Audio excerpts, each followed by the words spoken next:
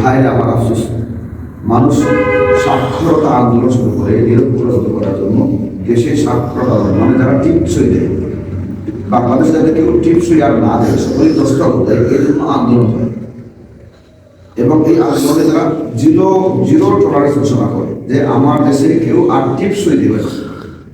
তো দেশীয় শিক্ষা, জাগতিক শিক্ষার জন্য তারা এই প্রোগ্রাম হাতে নেয়, কিন্তু কোরআনের শিক্ষা থেকে কেউ বঞ্চিত হতে পারবে না। কোনো মুসলমান, পৃথিবীর সকল মুসলমান কোরআনের শিক্ষা হীনতায় জিরো টলারেন্সে আসতে এই প্রোগ্রামগুলো হাতে নেয় না। আমি নগর দায়িত্ব নিয়েছি, এই স্বপ্ন দেখছি, হয়তো আমার জীবন দশায় আমি এটা বাস্তবায়ন দেখবো না, কিন্তু আমি মনে করি এবং ধারণ করি আল্লাহ তাআলা আঞ্জুমানে তালিম করার মাধ্যমে এমন কিছু মানুষ সৃষ্টি করবেন তালিমদের মতো থেকে, মুহিব্বিন আশিকিন, শুভাকাঙ্ক্ষী শুভানুদ্দায়ীদের মতো থেকে, যারা স্বপ্ন দেখবেন না শুধু তারা বাস্তবায়ন করবেন, কিন্তু মাদ্রাসা কেন্দ্রিক নয়, স্কুল কলেজ ভার্সিটি একেবারে যিনি নামে মাত্র মুসলমান আছেন তিনিও যাতে কোরআন শরীফ পড়তে পারেন ওই রকম পর্যায়ে কোরআনের প্রশিক্ষণ হবে।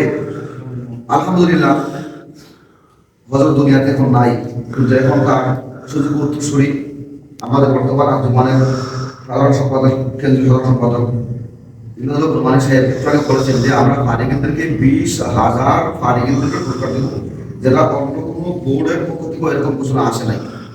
এমনকি কেন্দ্রীয় কর্মকাণ্ডগুলিকে সুচারুরূপে চালাইবার জন্য ওয়েবসাইট সিস্টেমে যে রেজাল্ট আসা, এটা কিন্তু হাইয়াতুল উলিয়া এবং বিভাগ শুরু করছিল, এবং তাদের কার্যক্রম এবং আঞ্জুমানের কার্যক্রম সঙ্গে কম্পেয়ার করি, যেহেতু আমি সকল মানুষের সম্পৃক্ত আছি, আমি দেখেছি আঞ্জুমানের কাজ যতটা সুচারুরূপে এবং গোছালোভাবে সাজানো গোছানোভাবে উপস্থাপন করা হয়, ওইটা কেন্দ্রীয় হবে, হয়তো তাদের বড় আমরা বলি, কিন্তু কাজের যে গতি এবং যে মার্জিতভাবে উপস্থাপন, এটা আঞ্জুমান যে সুন্দর করে আমার কাছে মনে হয় না যে অন্য কোনো বোর্ড সেটা করতে পারে।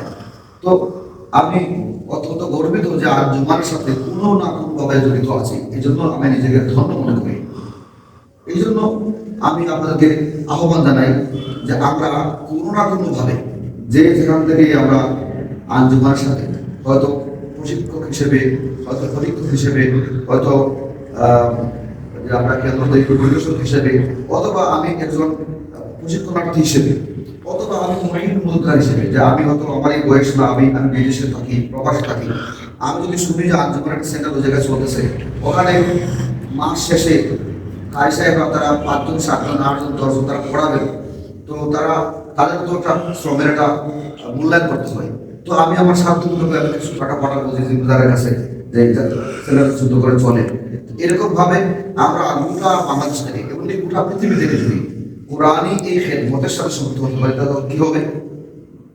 হযরত সাইয়েদ ইবনে সুলাইমান বর্ণিত, তিনি বলেছেন যে কিয়ামতের মাঠে মানুষ যখন আটকে যাবে, তো গুনার কারণে আটকে গেছে, আল্লাহর আদালতে আসামি কাঠে দাঁড়াইয়া তিনি জবাবদিহি করতে পারেন নাই, হয়তো জাহান্নাম হয়ে গেছে, এরকম যদি বুঝতে হবে, তখন তাকে বাঁচাবার জন্য সুপারিশের জন্য যখন কেউ এগিয়ে আসবে না, লা নবিয়্যুন ওয়ালা মালাকুন, কোন নবী পয়গম্বরের কোনো তো সাহস নাই, তিনি এত বড় অপরাধ, এমনকি আল্লাহর ফেরেশতারা যারা আছেন, এমনকি মালাইকাতুল মুকাররাবিন, আল্লাহর যত ফেরেশতা আর সমস্ত ফেরেশতা, তাদেরও সাহস নাই।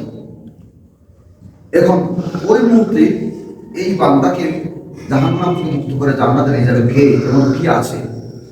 তখন নবীজি বলে গেছেন যে মিনাল কোরআন, একমাত্র কোরআনের সেই সাহস আছে। কোরআন বলবে আল্লাহ আমি মাখলুক নই, নবীরা মাখলুক, ফেরেশতারা মাখলুক, আপনার সৃষ্ট, কিন্তু আমি সৃষ্ট নই, আমি আপনার জাতের সম্পৃক্ত, আমি আপনার ভিতর থেকে বের হয়ে এসেছি। তারপর রাখবেন কোরআন ফাইন্নাহু কাদ খারাজা মিনহু, কোরআনের বরকত গ্রহণ করো, কারণ আল্লাহ ভিতর থেকে যে কোরআন বাড়ি এসেছে, সেই কোরআন বলবে যদি আপনি আমার সুপারিশ কবুল না করেন, তাহলে হয়তো আপনি অস্বীকার করেন যে আমি আপনার খারাপ নই, নতুবা আমার সুপারিশ কবুল করেন। আল্লাহ তখন বলবেন না, আমি অস্বীকার করতে পারি না, তোমার সুপারিশ কবুল করলাম। তো কোরআনের সুপারিশে লক্ষ লক্ষ মানুষ জাহান্নাম থেকে মুক্ত হয়ে জান্নাত লাভ করতে পারবে। সেটা কেমনে হয়? আমি শিক্ষার্থী হব, হয় প্রশিক্ষক হব, অথবা আমি মুমিন মুদ্দার ভালোবাসবো, শুভাকাঙ্ক্ষী শুভানুদ্দায়ী হব। এই জন্য আমরা অনেকেই মনে করি যে আলেম ওলামারাই শুধু এই কাজগুলি করবে, মানুষ এই কাজগুলি করবে না। এটা সম্পৃক্ত হওয়া দরকার গোটা দুনিয়ার সকল মুসলমান, যেমন রাষ্ট্র আমাদের আঞ্জুমানের প্রতিষ্ঠাতা শেখ রহমতুল্লাহ আলাইহি। এই জন্য আমি আজকের এই আয়োজনে সবচেয়ে বেশি আহ্বান রাখবো গোটা থেকে এই কাজের সাথে আর পুরস্কার পেয়েছেন। পুরস্কার হলো যে যারা ভালো পড়ে পুরস্কার পায়, যারা পুরস্কার পান না আমরা চেষ্টা করবো যে পরবর্তী বছরে যখন পুরস্কার হবে যাতে আমার মাধ্যমে পুরস্কার যায় বা আমার ছাত্র পুরস্কার পায়। যারা পান নাই তারা সেরকম চেষ্টা করবেন। আমি মনে করবো যারা পেয়েছেন তারা আলহামদুলিল্লাহ তারা খুশি থাকবেন, তারা আরো ভালো করার চেষ্টা করবেন। এখন হয়তো 80 নম্বর পেয়ে পুরস্কার তিনি আনন্দিত হচ্ছেন, আমরা চাইবো তিনি আগামীতে 90 নম্বর পাবেন। এখন তো 90 নম্বর পাইয়া 90 গড় পাইয়া তিনি পুরস্কার পাইছেন, আগামীতে তিনি 99 পাবেন। এরকম একটা টার্গেট থাকা লাগবে।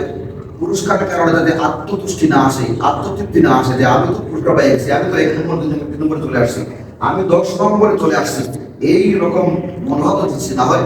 বরং আমি এখন উপজেলায় আমি ফার্স্ট করেছি, আমি জেলায় সবার শ্রেষ্ঠ হতে চাই, জেলায় শ্রেষ্ঠ হয়েছি, আমি কেন্দ্রীয়ভাবে শ্রেষ্ঠ হতে চাই, এরকম কম্পিটিশন যেন লেগেই থাকে। আল্লাহ পাক রব্বুল আলামিন আমাদের সকলকে কোরআনের খেদমত এবং কোরআনের খাদিম হিসেবে কবুল মঞ্জুর করুন। আমি আশা করবো আমাদের কেন্দ্রীয় মসজিদ এসেছেন তাদের মাধ্যমে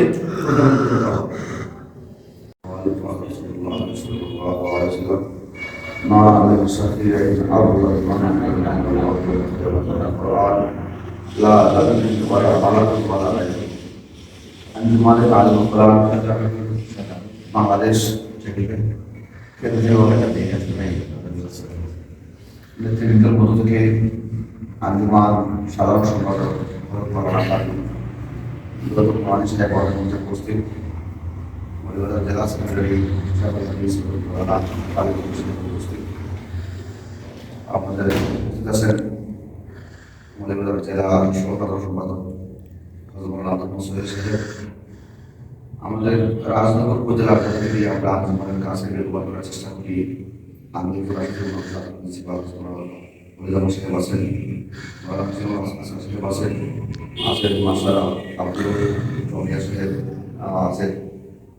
আমরা যারা এখানে আছি আমি মনে করি আপনাদের প্রত্যক্ষ পরোক্ষ সহযোগিতা এমনকি মন সমর্থনটাও আমাদের আঞ্জুমানের কাজের জন্য এটা অনেক বড় পাওয়া।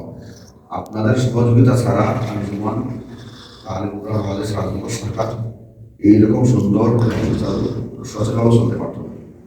আজকেও আমরা স্বল্প সময়ের নোটিশে আমরা আসতে পেরেছি এবং উত্তর দিয়েছি, এই জন্য সকলকে আমি ধন্যবাদ জানাই। আর যে কথাটি আমার বলা উদ্দেশ্য, আঞ্জুমানের প্রতিষ্ঠাতা শেখুল মুররা হযরত আলী রহমতুল্লাহ আলাইহি তিনি একটা কথা বেশি বেশি বলতেন